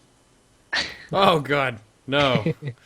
So yeah, we got to the curse door, and I think I almost died because like I casted something and like it lost half my health because I was playing like a super undergeared character or something. Yeah. Yeah. No, I understand completely. Or you get to the disease door and you're like, oh, I don't have anyone to dispel diseases. Yep. See, where you see that as a downside, I see that as a chance for more effective healing. So, in my mind, please let's not bring. Well, that's how we go into it. Dispel as little as possible. Those people are great targets for riptides and rejuves and palms and shields. There we go. So, you guys just aren't being optimistic enough. Not optimistic enough. Confirmed on final. Yeah. I don't know. My monk was 496 trying to do that. I was like, please, I need dispels. Yeah. So, before we go into the mob and mini inquiry, because we're running a little bit over schedule here, just quick, you could both get a little bit of blibbity blab about the legendary meta and cloak procs, right? And we're only bringing this up now because of all of the smart heal stuff happening in 5.4. The legendary meta, I know Vraull said you had some tips and tricks for it, like a little bit of like what you can do with it. Like, keep hitting my microphone. And then if Vixsin wants to take the actual proc itself, you guys can take that away before we head out here to the inquiry section. Yeah, with legendary meta, most people know what it does. What it does is you get a proc, and for 4 seconds, any hopeful spell you cast is free. For Shaman, Totem, any heal, and that's about it, really. So, one of the things you can do is you can run Totemic Restoration. You use Totemic Restoration and you glyph it, so you get 100% mana back. And one of the little tricks you can do is when your thing procs, you can put down a Magma Totem, as that's our most expensive totem that doesn't have a cooldown. You You put that down during the proc, and then anytime in the next minute that you want to recall it, you get the mana back, even though you never spent the mana for it. Sneaky. There you go. So it's a fun. It's one of the. It's one thing you can use with it. That glyph combination with the meta gem, you can do that. I mean, I probably will do that on progression. Of course. Yeah. It's just. I mean, that's a lot of mana. It's like 12k mana. Yeah. That you get back for 2 globals. You just have to watch. You just have to watch. And make sure you don't accidentally, pull up your healing stream totem or pull up with, one of your LEs or something like that. Of course. Yeah, I mean, it's got limited uses, but it's always nice to have there, just in case, because it is helpful. So, because you have 1 minute after you put it down, to pull it back up for mana. So that's pretty the cool. The only thing is you can't put it down and pull it up instantly because you don't get the mana back if you have the legendary proc active. Of course, yeah, you have to wait until it You have to wait the proc dissolves away. Yeah, definitely. Because I know there's a neat trick that I guess with the brew for Mistweavers that you can do with the meta gem to get like a huge chunk of mana back too. That's similar to that, right? I'm not familiar with the class though, but I know. I'm sure what you can do is when your thing procs, you can spam something that gives you chi, like Surging Mist or something. Get some chi and then just do an uplift instantly, and you'll get mana tea. But you didn't actually spend any mana to That's generate true. that To get chi. That could be it. Or yeah. Or jab. That's right. The jab thing. Yeah. Yeah. That's right, because muscle memory. Yeah, you jab Tiger Palm, jag Tiger Palm within those 4 seconds, and you get the mana back from muscle memory, but you never spent the mana in the first place. Yeah. How often is the healer meta proc? What's the uptime for it? I actually don't know the uptime. I think it's somewhere between like 30 and 40%. Yeah. I want to say it's up a about lot. 30. It's up a lot. Yeah. Just have like a week or for it where the giant, thing pops up and then just do your little, because that's almost like a mechanic they took out of the game with because mages don't have mana gems anymore, do they? Like their own self-sustaining mana potion, that's gone, right? They have arcane. I thought arcane mages still have mana gems. Well, arcane mages have it, right? Yeah. But not mages in general. Okay, so that's like a built-in thing, and that's neat that you have that little trick with the meta for this tier. That's fun. Arguably, though, I mean, you don't need the. You can do it without the meta. You can do it with Healing Stream Totem, which is kind of been the favored method before the meta was introduced. You could do it with Healing Stream Totem as well, where using Glyph of Totemic Recall, you'd pull it up at 14 seconds after it had been active. You'd get the full amount of mana back and the heals as well. So okay. that was a good way. If you went diving through logs for players during progression of Throne of Thunder, you saw a lot of mana back from Totemic Recall, and that's why. Yeah. I don't know that it's going to be as critical in progression in Siege because of how much mana you'll have. I mean, you have shamans these days. I'm at about 20,000 spirit, and that's only going to keep going. But it's definitely a neat trick, and you can get a lot of mana back. It's substantial. Yeah, it is. It's because healing streams like 15k or something like that. 15k, 16k. That's a good amount. Stream. Yeah. Yeah. Yeah, I was saying because you use it for the meta when you don't have anything else to do with the meta. There you go. Yeah. Resto Shaman doesn't really have anything to spam. Like a Disc Priest can spam Power Word Shield during the meta. As we see there, monks can do Spinning Crane Kick or the jab Tiger Palm thing. Yeah. I'm sure Holy Pallies have something silly they can do. I'm sure each of them, which is neat that they have that in the game because it raises the skill cap. And we talked about how Smart Heals lower the skill cap, and that definitely feels like that meta and to make you more efficient and to keep your mana up, right? Because you only have one pot in your cooldowns now because of how mana works. Like that's fun though. Those neat little things you can do. So, and then Vixsin, take it away with the cloak proc real quick before we get into the inquiry section. Okay, so the cloak legendary proc is just going to be whatever overhealing you do during that time is partially put as healing on those particular players. So I don't really have anything in particular to say about that other than you need to make sure your healing rate is down during that time, and it's going to be in PTR testing. It looked like it wasn't going to be level across the board when it comes to all of the healers. So expect that it's going to vary, and expect that it's going to vary based on the encounter, based on how much overhealing you're getting out of your healing rain, and expect that your overhealing is actually going to be a little bit less than you've seen in previous tiers because of the change to healing rain. All right, then. That was a little less blibbity blab than Vraull had for the meta. That's good. That's fine. That's good stuff. That'd be quotable. I don't know why I even said that. I just thought, like, I need to think of something to say something fast. So, okay. That should be good. I feel like for Resto Shamans, though, like, these procs are almost just really passive. Yeah. Like, there's not much Resto Shaman can do with them. Sure. Aside from the Cloak proc. Oh, hey, Cloak proc Ascendance. Yeah, or something like that, yeah. I definitely agree. I mean, I think there's not much to talk about because it's going to proc and you're going to keep healing as you've been healing. And you're just going to notice it. There might be a smart trick that you might be able to do with it. That might be a good time to maybe pop Ascendance and time it with that. Yeah. But it really depends on the encounter and when it happens. And it's you're going to notice it, but it shouldn't be something that you seriously sit around and try to optimize. That's just my 2 cents. Yeah, it's just Resto Shaman is just kind of a passive thing. Sure. Well, alrighty then. Each show is split up into 4 different parts, right? So we try to have some basic stuff in the beginning of the episode about the people we have on to introduce you guys to these awesome members of the community, right? And then we talk a little bit about that, and then we break out into kind of general topics about the class. We have our commercial break. We come back for the actual huge topic to break down some really mathy stuff. And the very end of each show, we do the Mob and Minion Inquiry. Now, the email is down, so we had some people submit some questions via Twitter, and earlier we grabbed one good one from the chat room. But usually we have you guys submit questions to FinalBossTV, and we go over and pick a couple for each episode and put them up there, and we talk about stuff in the after show, of course, which will be right after we go offline.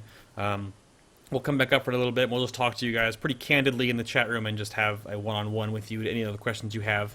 So, but first up, we do have some actual questions, which I will grab here. So our first question was from Fieldcrest. He put it up in the chat room earlier today. And it's too big to copy and paste. I think from Skype it's going to be all freaked out in Twitch. But unless someone else has it. It was, what was your opinion on Blizzard's imposed niche healing on shamans? So strong, stacked AoE healing. How do you think it's affected the class positively or negatively throughout Tier 14 and 15? And would you like to see Blizzard's philosophy on niche healing to change, evolve, or stay the same? And I know Vixsin had posted about this in the notes, so I'm just going to put that right over to you. I think the stacked healing niche can take a long walk off a short pier. I think it is... I don't like it for a couple of reasons. First of all, because I think it locks us into such a small area of a fight. And so it's really going to limit the situations in which we can be good. And it's also going to make us nags. And I hate nagging. I hate nagging people to stand in my healing rain. I hate asking them to collapse because it makes my healing more effective. Mm-hmm. But it also means that the chance that we're going to see it in some encounter is less because encounters are tending towards movement, they're tending towards spreading, they're tending towards a lot of things that are not the stacked, collapsed healing that we've seen in the past. Yeah. And I think, secondarily, the reason I don't like it is because I feel it really limits us in being Resto Shaman, in being flexible and addressing all the different types of damage that we can achieve. It really sidelines us in 10-mans. And I think if there's anyone who is hurt by this philosophy that Shaman are about collapsed healing, it's players who are in 10-mans. And they've been fighting to stay competitive for a very long time without healing rain being effective, without being able to use chain heal. Sure.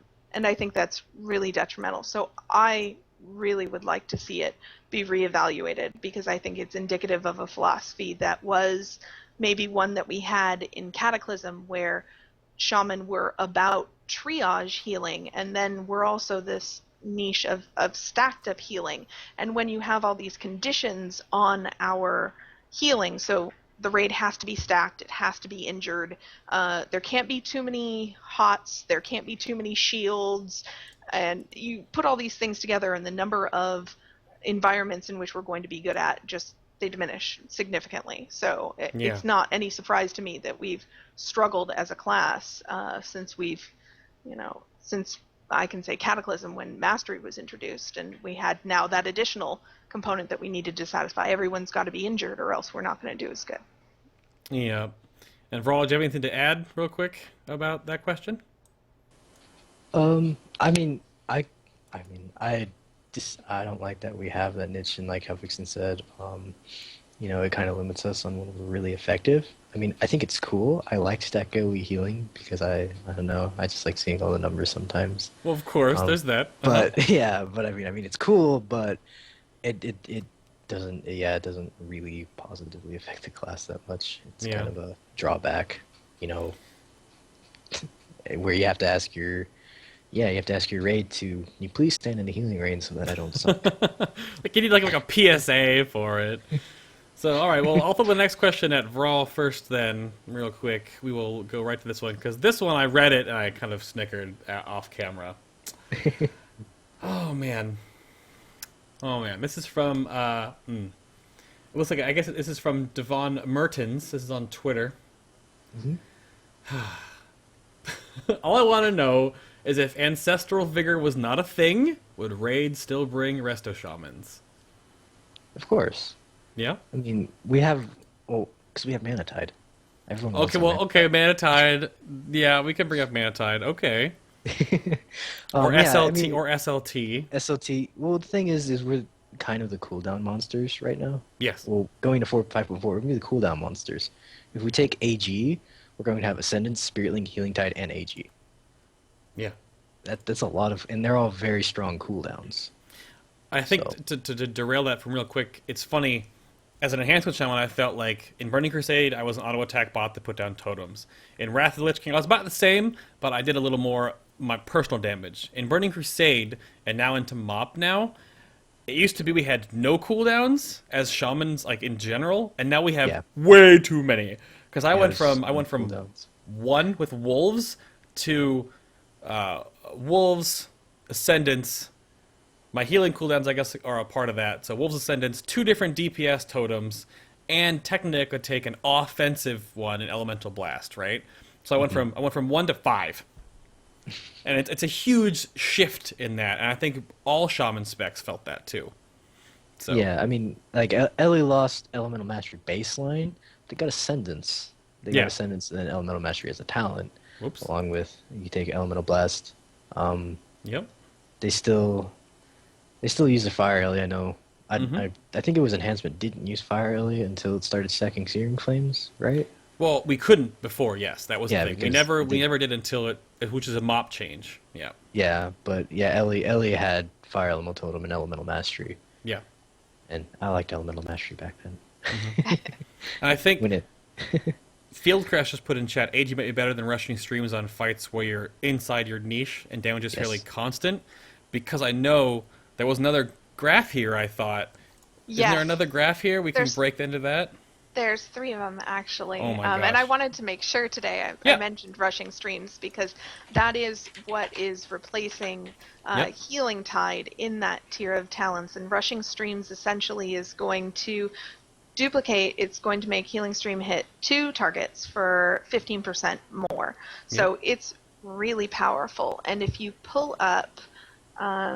partial, or we got partial spread? Let's do spread and move, because I think that underscores how incredible it can be.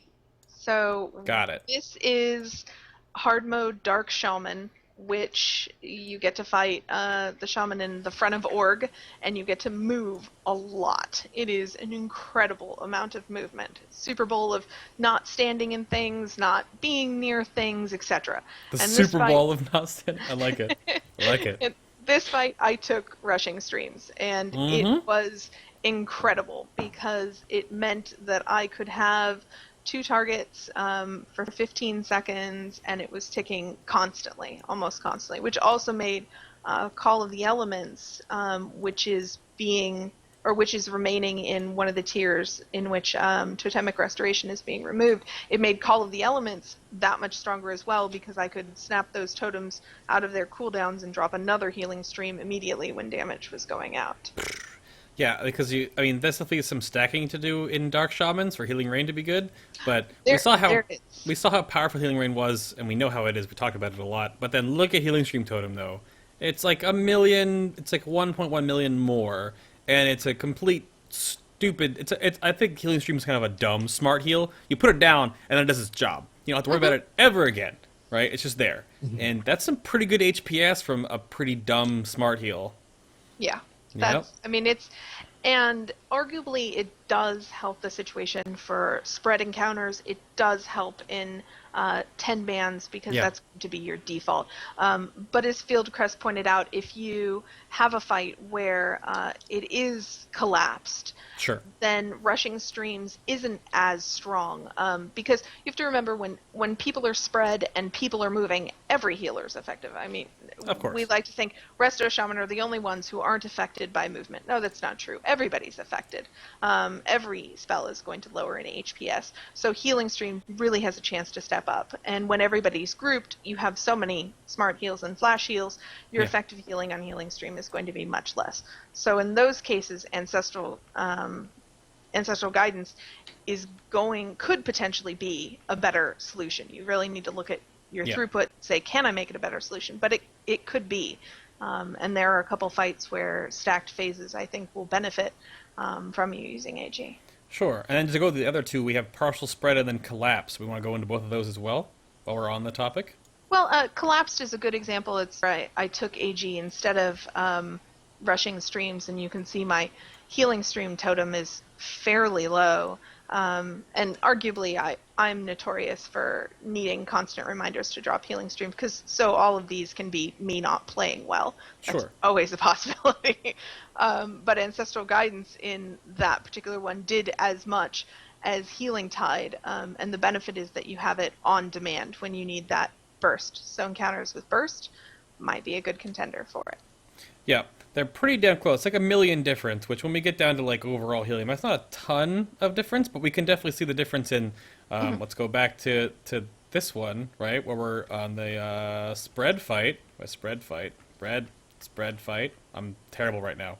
So the spread and move fight, healing stream totem, was 28% of your healing. But then when we go to the collapsed healing, now it is down to 5.9%. Mm-hmm. And that's going to be a function because of the... Healing Rain, though, is like... Yeah, it's going to be a function of the fight as well. So you can't say, well, on this fight it did so much, so it's going to do that incredibly on a lot of the other fights too. Yes and no. It really does depend on the damage patterns. So you have to choose smartly. But I wanted to hit it because rushing streams is really good. And I would encourage most shaman out there to go and get rushing streams, and then if you feel comfortable, get into AG. Yep. Based on the fight, definitely. Mm-hmm. All right, and one more question real quick before we move on. It looks like this one is like the same one. We had two that are very similar. So I'll just take another from Devon Martins here. It says, do you see Shaman staying into the Spirit Haste style, or changing in 5.4 since healer won't have big mana issues? Indeed. I still think I think what we're gonna end up doing actually is hitting that healing rank breakpoint, the 7613 or the 10k one, 10k something when you take elemental mastery. Okay. I think we'll end up doing that because there is a lot of damage. There is a really intense damage from what I've done testing wise, and the haste is okay to hit the breakpoint, but afterwards you're gonna start wanting to look at throughput stats, but also the spirit. You want enough so that you're comfortable, but also so that your mana tide gives your co-healers enough mana as well when you drop it. Because you got to think about when you use a mana tide, because the whole reason to go the Spirit Haste build is to give more Spirit more mana to your co-healers Yes. while sacrificing your own throughput, but then you take the haste because you have so much spirit, you have to burn that mana somehow. So you could, I think it'll still be possible. I mean, personally, I'm not going to run that because I don't like high haste, high spirit builds too much. But Okay. I'll probably be between 15 and 20k spirit, depending on the encounter. I mean, I'm gonna, same with the crit mastery thing. I'm gonna figure out how, maybe hopefully mastery will be more beneficial next year, so that we don't have to do this same haste crit thing we're doing right now. Yeah. Would like to see mastery more beneficial. Oh, I you think- laugh. Okay, go for it. No, Yeah? I'd love to see mastery more beneficial. I don't know Okay. that we'll get that at the end of an Yeah. expansion. Mastery, it just doesn't perform well when lots of people have lots of mana. It's great in starter tiers, but it Yeah, I generally mean- tapers off. We could be really mean and sabotage our co-healers and reforge entirely out of spirit and then reforge it into mastery. I have been known to launch campaigns to to bench start disc priests. Oh gosh. Well, it But was brought I up. Yeah, go ahead. Sorry, I was gonna say, the haste spirit build is prevalent now because the haste has always been our tuning. It's always been our way to balance out more mana. If we have too much mana, then haste is the way to get us to spend that mana because we don't really have any dumps. Healing Rain was intended to be a dump, a mana dump, and it is, and that's why it saw less usage in the start of the expansion, and then you've been working up to the point where you can maintain it almost 100% of the time. And at that point, when you have it down, you really don't have any other dumps aside from Healing Surge, or if you feel like it, riptiding everybody and then some. But that's not really. It's not effective. That's mean, how you can I burn heal. mana that way, but it's not really effective. So Yeah. I think you might see going into Siege people taper off haste a little bit or back out of it. It's certainly one thing that I've been evaluating and looking at, in that if we're going back to an environment where Blizzard is trying to push healers, and these healers have tons of mana and they've tons of smart heals, the only logical thing to come out of that is tons of damage. And in that environment, haste and spirit is not going to be your best bet. You're going to want to, like Vraull said, go back to throughput stats and ditch Yeah. a little bit of a haste, keeping in mind the breakpoints, but it's certainly not going to be a big thing. And the spirit is just there to ensure that you can cast Healing Rain almost 100% and keep it up 100%, and then fill with your expensive heals. I'm not someone who stacks spirit for the mana tide, screw my other healers. Wow. Rude.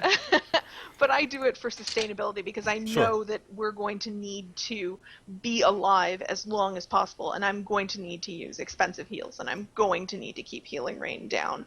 So I go in with that anticipation, and then I'll probably scale it back and maybe move to throughput trinkets instead of regen trinkets, somewhere along the lines. Well then. Confirmed on a final boss. Vixsin is rude toward other healers. It's true. Yeah, My Vixsin. mana type's for me. Yeah, Amantide is for you. Follow her over at lifeingroup5.com. Pretty awesome blog over there about everything to do with Resto Shamans. You can go over there to, again, lifeingroup5.com. Thank you very much again for being on the show with us tonight, Vixsin. Thank you very much for having me. Absolutely. And then we have Vraull over here with the ferrets in the back of the cage over there at twitch.tv/VRAULL. He might be streaming some raids next here. Definitely might be doing that. Definitely. Thank you very much for being with us here tonight here on Final Boss. Nice to be here. And then there's me. I'm over at twitch.tv, Bay, TLM, BAY, TLM. It's not Bay Tim like Twitch makes it look like.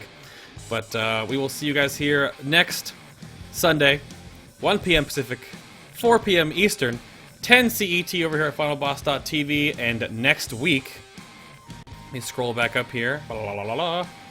Wait, where is it? Where is it? What the heck? Okay, there we go. Next week on the show, we're going to have the first impressions week of 5.4 drops. We're going to talk about the normal mode clear, timeless isle, kind of like a generalized episode. It's not going to be as focused and pinpointed as we've usually done here on Final Boss, but we have 3 guests next week. We have got Anafel from Something Wicked, Illumina from Stage Clear, and Lerald from Royal Militia. So it's our first 10-man guest. So there's that. He has a pretty awesome Brewmaster post up on Elitist Jerks, so we'll be talking a little bit about that, a little bit about each class, but then mostly about the patch and its receptiveness. So Anathel, Illumina, and Lerald will be here next week. So we'll see you guys here next week on Final Boss TV for the patch 4.5 recap. You guys have a great night. You can wave bye, and we'll see you all here next week. Bye.